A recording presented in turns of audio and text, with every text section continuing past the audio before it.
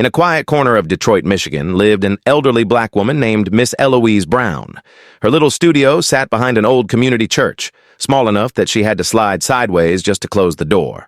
Still, she kept it warm with love, prayer, and the soft hum of gospel tunes on her radio. One chilly evening, her longtime neighbor, Sharon Tateloud, bold, and always looking for convenience, showed up knocking. "Eloise, girl, can I crash here tonight? My heat's out," Sharon said, not waiting for an answer.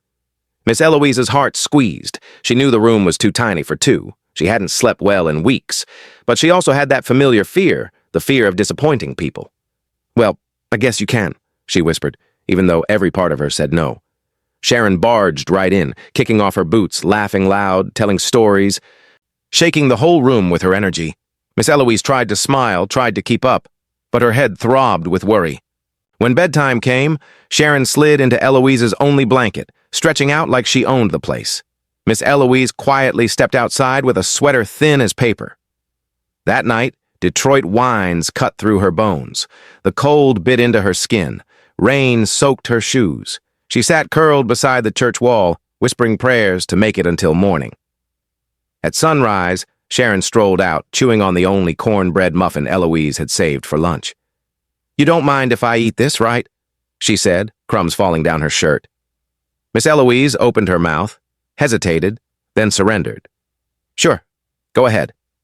By afternoon, weakened and hungry, Eloise could barely stand. That's when Sharon demanded, "Walk me home. I'm tired. And if you don't help me, I guess our friendship wasn't real." Forced by guilt, Eloise lifted Sharon's weight onto her tiny shoulders and shuffled down the sidewalk.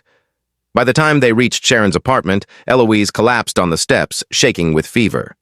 Days later, Sharon threw a neighborhood cookout music, laughter, plates piled high with soul food.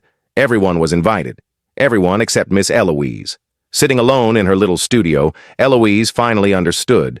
People who only love you when they can use you don't love you at all. Saying yes to everything doesn't make you kind. It makes you disappear. And for the first time in her long life, Miss Eloise whispered a word she had never dared to say. No. Subscribe and show some love in the comments. More value and blessings on the way.